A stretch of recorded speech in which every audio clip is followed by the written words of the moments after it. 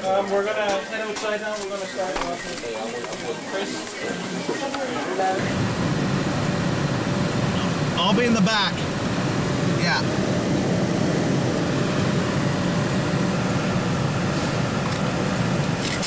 You got a tape almost done, or is it just flashlights?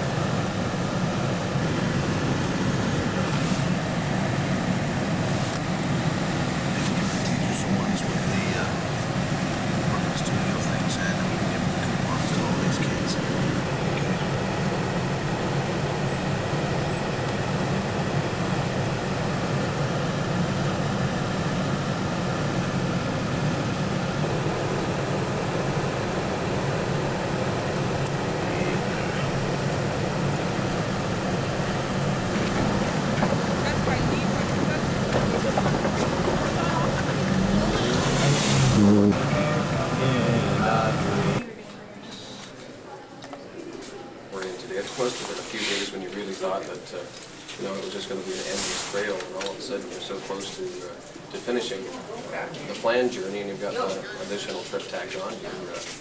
How do you feel now as opposed to last January?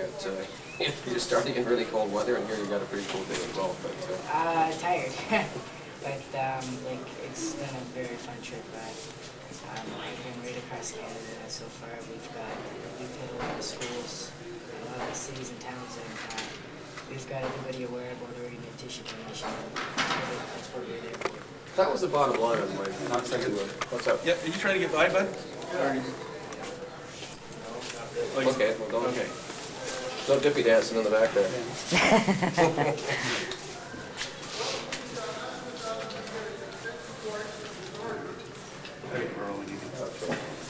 I talked to George on the phone yesterday, and he was saying that the bottom line was always the awareness, and as you know, George always thinks that more could be done, more should be done. He's talking about some legislative changes, and like you say, you carried that message from one end of the country to the other, and boy, the timing really couldn't be better, because new surveys are showing that Canadians still have a lot of work to do when it comes to the whole issue of organ donation. Like now, the Georgia is starting to sort of another campaign for precious consent. It's really talking about that, because people are automatically on an organ donor list, and if you choose to take yourself off, you can. And I think it'd be better that way too, so you don't have to go to your family member or find an organ donor. You just automatically organ. So I think it's better, and I'm hoping we're going to get it better. Just a couple of weeks ago, they put it to the legislature, Bill 156. They went through, but we're not sure. You know, even when you're out there on the roads and visiting schools and doing other events, you're still waiting for that beeper. I guess that's one of the things that really can't be excited is that you're doing this. There's a personal aspect to this, and it's not the sole reason, obviously, but it's always got to be in the background. So you're still waiting for your beeper. Yeah, I'm still waiting for the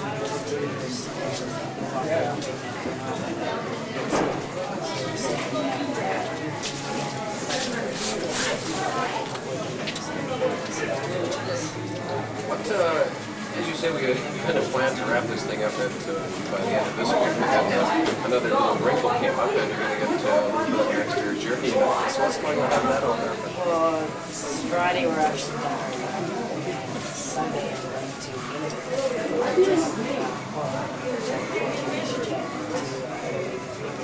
This 2 weeks ago.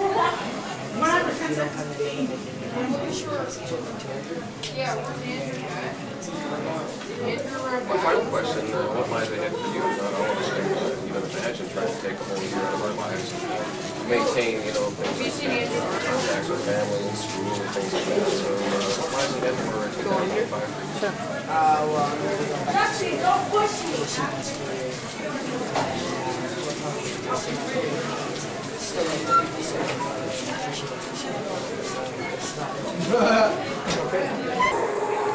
So far, I've been fortunate enough to stay alive. I've been in and out of hospitals most of my life. I thought I was only operation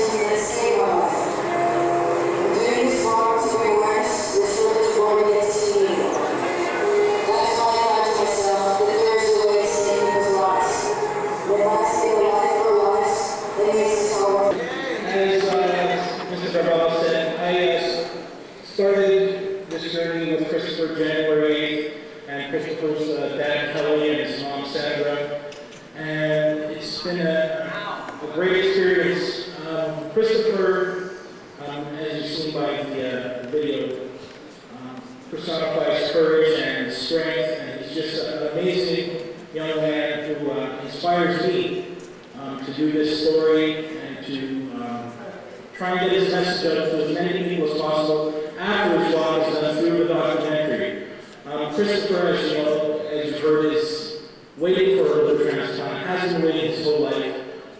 And this is an issue that touches each of us. Some of us know people who are on dialysis need transplants, people who need livers, hearts.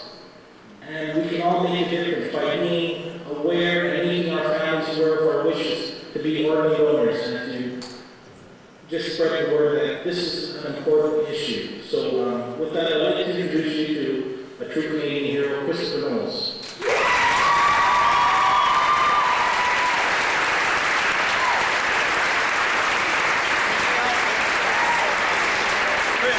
Chris, say hi. Thank you. Hi and thank you. Before we ask Kristopher some questions, I'd like to thank a few people. I'd like to thank all of you again for coming out here. We'd like to thank Sears Portrait Studio, who has been a great sponsor and who are handing out organ donor cards right across Canada for this cause. So go on down there, talk to the folks at Sears, get your picture done for Christmas, give it to your mom and dad.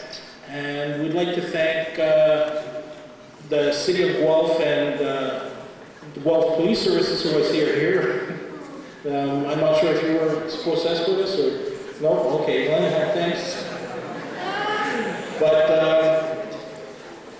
if you'd like to ask Chris a few questions, please do so. He doesn't bite. So I know there's somebody out there who's going to raise their hand and who's going to ask that first question that's going to feed other students' minds. There we go, right up here. Yes. What was the funnest place in Canada you went to?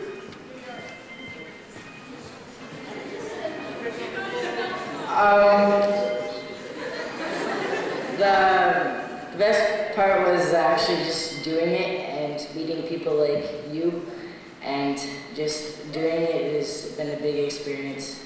Like, I've never thought of walking across Canada in my life until I met my road manager, George Marcello, who is not here right now, but he actually did a walk across Canada about 4 years ago, and he came through my town and I actually got to meet him. And sure enough, he inspired me, so I asked him if I could do a walk across Canada to do the same thing. Yeah, actually, George Marcello did a 12,000-kilometer walk to promote organ and tissue awareness. And you may have seen him, he was in the picture with the Pope. And Chris usually walks with a torch, an Olympic-style torch called the Torch of Life.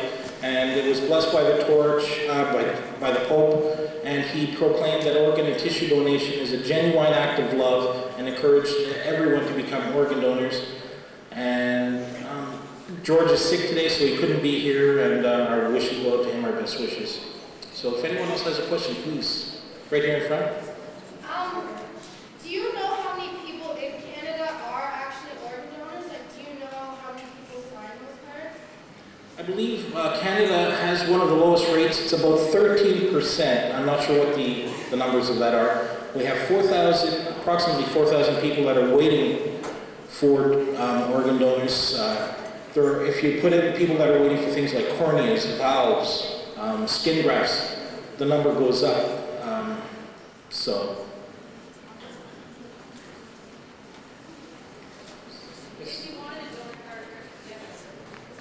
Sears Portrait Studio, right across Canada. Or from the Trillion Gift of Life, the Ontario government here in Ontario. And yes, again, Kristopher, you and I were just chit-chatting when we saw the slides going on. Could you tell the students here at College Heights what was happening with you when you were at the hospital? Okay. Well, for the past